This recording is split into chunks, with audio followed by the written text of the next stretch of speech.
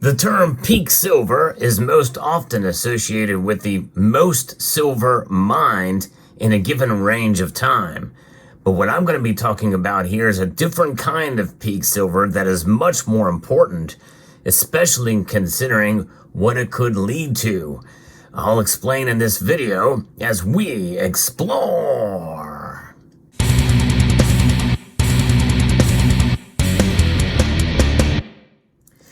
Peak silver mining is something that has been talked about some in this community, but I think it's not discussed a whole lot these days because no one really knows when peak silver mining will occur. It's been at various different areas and ranges over the years, and it's kind of hard to predict with new technology coming on board and new discoveries found in the mining sector. It's remarkable what's going on in that space, and I think the mining sector in general is undervalued right now. But let's talk about what is more important than that with regards to silver, and that is its price performance. We've enjoyed some pretty strong gains over the last couple of weeks, although we've had a little bit of a hiccup here lately with the prices pulling back, consolidating, and coming down somewhat. I think we very well may be at the cusp of finding a new support for silver that is at acceptable levels for most of us before the next bull run. But what I'm going to be referring here to is a piece from Kitco that I think is quite interesting about peak silver price. As that's really what it's about. What is the highest price we've seen for silver? When we think about the peak for silver, many of us think about 1980, which was the strongest peak, especially when adjusted for inflation. That's triple-digit silver there in today's dollars. But it's really part of a new pattern, the beginning kind of a pattern over the last 125 years, according to analysis here on Kitco, about how we are essentially into two massive patterns that are forming with silver's price over the last 125 years.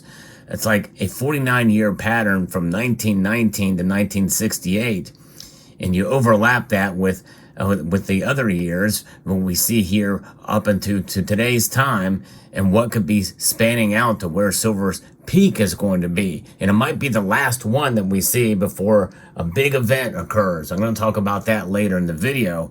If you take and overlap these charts together, they don't exactly match, but you do see that there is ups and downs. 2011 was a great anomaly that kind of takes away from the narrative a bit, and it's really hard to say. Predictive analysis is very difficult based off of patterns from the past. Really, we can't predict the future. But I think something is to be said about the similarities in some of the time frames here. Even at different rates of decline or ascension in the price, we know it's there. And I'm going to talk about what that is, but look at the year 2028 to be the next and final peak potentially for silver's price. But before we get into that, I want to talk a little bit about another metal that has taken off very dramatically. I'm going to move these out of the way and show you what this is here. This is tin. That's right, tin. An amazing metal indeed. Tin is a metal that you don't hear about a whole lot. It's hardly spoken of. However, it is crucial for our technological, industrial, and energy needs. As mining legend Rick Rule once said, tin is the forgotten energy transition material.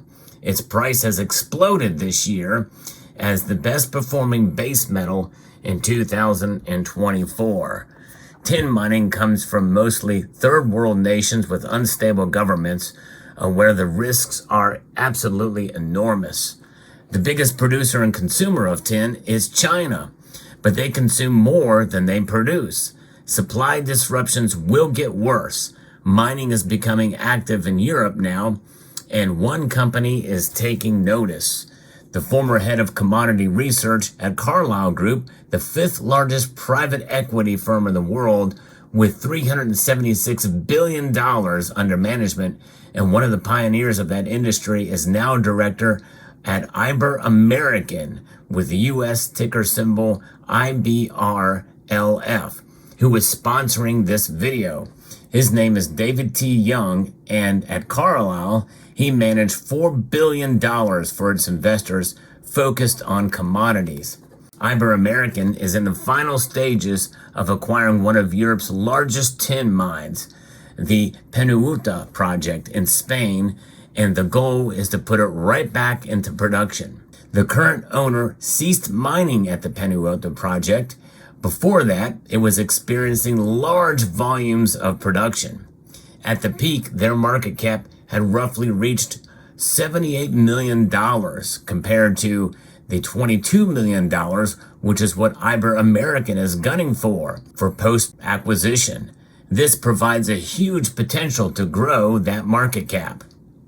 Campbell Boettcher, IBER CEO, is determined to increase revenues by improving quality and accelerating production.